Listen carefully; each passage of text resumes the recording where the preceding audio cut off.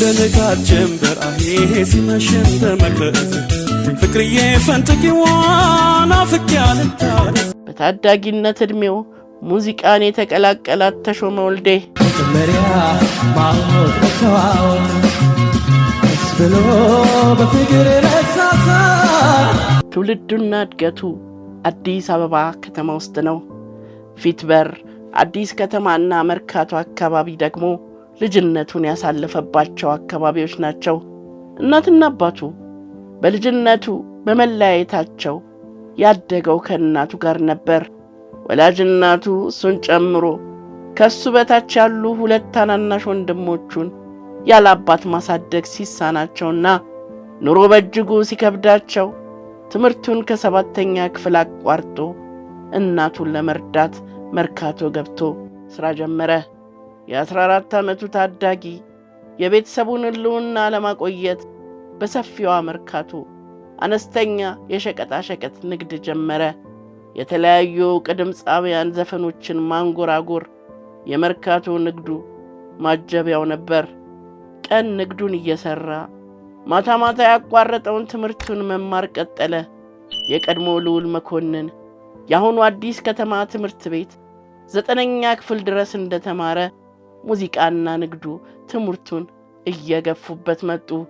ሦስቱን ጉዳዮች አቻችሎ መቀጠሉ ቢያዳግተው ትምህርቱን እስከ ወዲያኛው ተሰናብቶ በንግዱና በዘፈኑ ገፋበት። ሙዚቃን ለስሜቱ ከመጫወት ከፍ አድርጓት ሙያዬ ብሎ እንዲይዛት የሆነችው ከዕለታት በአንዱ ቀን የገጠመችው አጋጣሚ ነበረች። ተሾመ እንደ ጥምቀት ባሉ ታላላቅ ክብረ በዓላት ላይ ወደ ጃን ሜዳ እየሄደ ይዘፍናል፣ ይደንሳል፣ አርሞኒካ ይጫወታል። በየሰርጉ ሰው በሚሰበሰብባቸው ቦታዎች ሁሉ መስፈንንና መጨፈርን ይወድ ነበር። ከዕለታት በአንዱ ቀን ደግሞ እንዲህ ሆነ። የዘመኑ የፖሊስ ኦርኬስትራ ተወዳጅ ድምፃውያን ታምራት ሞላና ሙሉቀን መለሰ በሙሉ ልብስ ተሽቀርቅረው ባጠገቡ እየተንጎማለሉ ሲኒማ አዲስ ከተማ ሲገቡ አየ። መንፈሳዊ ቅናቱ በልቡ ተቀጣጠለ።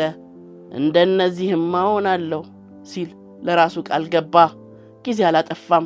የዛኑ ቀን ሌላኛውን የፖሊስ ኦርኬስትራ ድምፃዊ ታደለ በቀለን አፈላልጎ አገኘው። ድምፃዊ መሆን እፈልጋለሁ ሲል በድፍረት ነገረው። ታደለም በቀጥታ ወደ ፖሊስ ኦርኬስትራ ክፍል ወስዶ ከመቶ አለቃ እያሌው አበበ ጋር አገናኘው።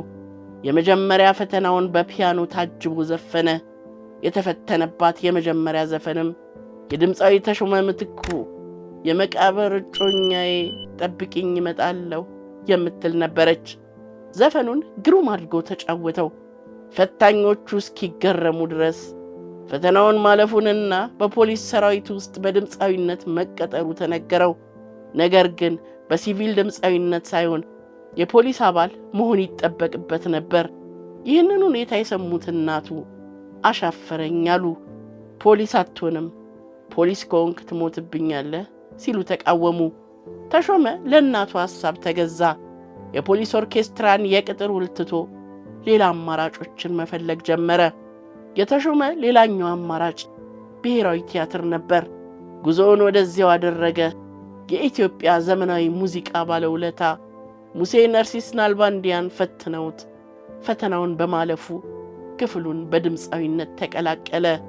አስገራሚው ነገር ተሾመ ብሔራዊ ቲያትርን ሲቀላቀል ልክ እንደ ፖሊስ ኦርኬስትራ ሁሉ እዚህም የተፈተነው የሞክሼውን የተሾመ ምትኩን ጋራ ስር ነው ቤትሽ የተሰኘውን ዘፈን በመስፈን ነበር። በጆቼ ይራስ ዳዳውሽ። ይሁንና ተሾመ ብሔራዊ ቲያትር ፈተናውን ተፈትኖ ይለፍ እንጂ አልቀጠለበትም። እሱን ትቶ ወደ አዲስ አበባ ማዘጋጃ ቤት አቀና። ብሔራዊ ቲያትር የፈተኑት ሙሴ ነርሲስ ናልባንዲያን እዚያም ፈታኝ ሆነው ቆዩት። እሳቸው ግን ጉዳያቸው ከድምፁ ነውና ቀና ብለውም ሳያዩት ፈተኑት። ተወደደ። ይለፍ አሉና አለፈ። በ60 ብር ደሞዝ ተቀጠረ። በራሱ ግጥም ጸሐፊነት በሙሴ ነርሲስ ናልባንዲያን ዜማ ደራሲነት ሀገር የምትል የመጀመሪያ ስራውን ይዞ አዲስ አበባ ማዘጋጃ ቤት መድረክ ላይ ታየ።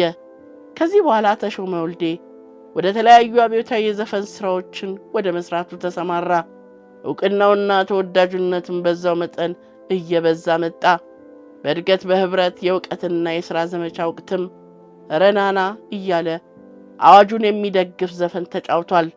በዚህ ጊዜ ከአማርኛ ዘፈኖች ወጣ ብሎ የጉራጊኛ ዘፈኖችን መጫወት ጀመረ። ሽባላ ላላላላውላላ ሽባላው ላላላላውላ ሽባላው ኢናማሽ ቢላንጂ አልበም የማሳተም ፍላጎቱም እያየለ ስለመጣ የማራቶን ሙዚቃ ቤት ባለቤት አቶ ታምሬን አነጋገረ።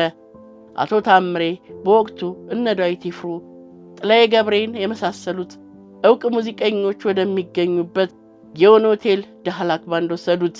1968 ዓ.ም ተሾመ ወደ ሙዚቃው ዓለም የገባበት ዘመን ሲሆን 1972 ዓ.ም ደግሞ የመጀመሪያ ካሴቱን ከዳህላክ ባንድ ጋር አሳትሞ ለአድማጭ ጆሮ ያበቃበት ዘመን ነበር። በዳህላክ ባንድ አጃቢነት ከተሰራውና በወቅቱ ተወዳጅ ከሆኑት ስራዎቹ መካከል ከሌሎች የአማርኛ ዘፈኖች ጋር 3 የጉራጊኛ ስራዎችን አካቶ አወጣ። በነገራችን ላይ ተሾመ ወልዴ በጉራጊኛ ዘፈኖቹ እንዲገፋና በየካሴቶቹ ላይ እንዲጫወት ያንጋፋው የጉራጊኛ ድምፃዊ አርጋው በዳሶ በጎ ተጽዕኖ ከፍተኛ እንደሆነ ተሾመ በየአጋጣሚው ይናገራል። ኩሌ መጋሌዋ ነይኔ ኩሌ መጋሌ ሁለተኛ አልበሙ ሲሆን አጃቢው ሮሃ ባንድ ነበር። ይህ አልበም ለሮሃ ባንድም የመጀመሪያ ስራው ነበር። ፈረሰኛው ልቤ እንግዲህ ጀመረ እኔን አስተኝቶ። ሮሃ ባንድ በነ ዳዊት ይፍሩ ተቋቁሞ ሂልተን ሆቴል ስራ ሲጀምር ተሾመ ወልዴና ኩኩ ሰብስቤ የመጀመሪያዎቹ ድምፃውያን ነበሩ። እነ እቴ በነጠላሽ የተካተቱበት 3ኛው አልበሙ ደግሞ ከኢትዮ ስታር ባንድ ጋር ተሰራ።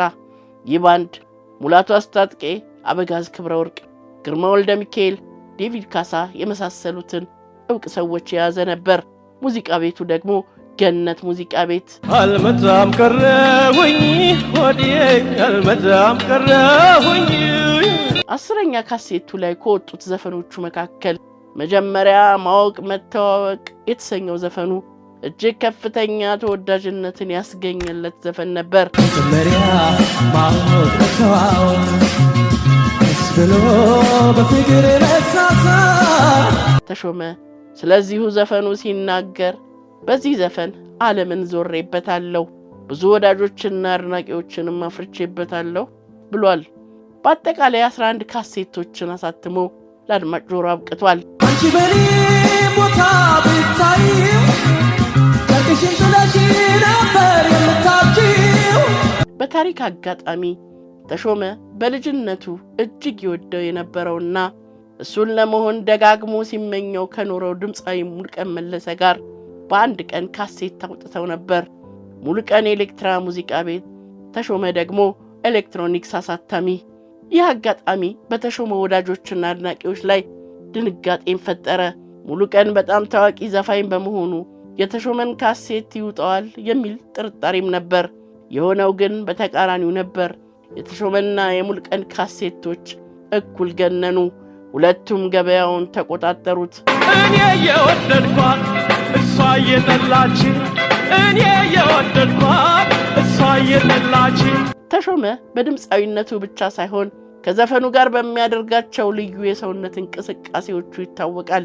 በዚያን ዘመን ከነበሩት ድምፃውያን በርከት ያሉት ባሉበት ቆመው መስፈንን ሲመርጡ፣ እሱ ግን መንቀሳቀስና መደነስን የሚወደው ተሾመ አቻዬ መልሴ የተሰኘ ዜማውን ለባለቤቱ የተጫወተው እንደሆነም ይናገራል። እንደ ንጋት ጀንበር አሄ ሲመሽም በመቅረዝ ፍቅርዬ ፈንጥቂዋን አፍቅያለታል። ተሾመ ስራዎቹ በሌሎች ድምፃውያን እየተሰረቁበት እንደሆነም ይናገራል።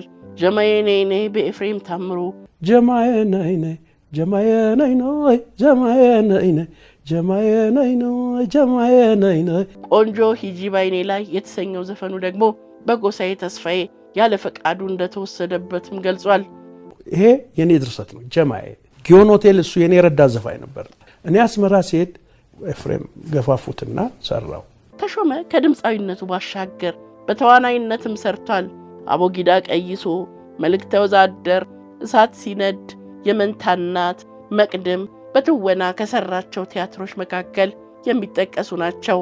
ረጅም ዕድሜና ጤና ለአንጋፋው ድምፃዊ ተሾመ ወልዴ እንመኛለን። አልመጣም ቀረሁኝ ወዲዬ አልመጣም ቀረሁኝ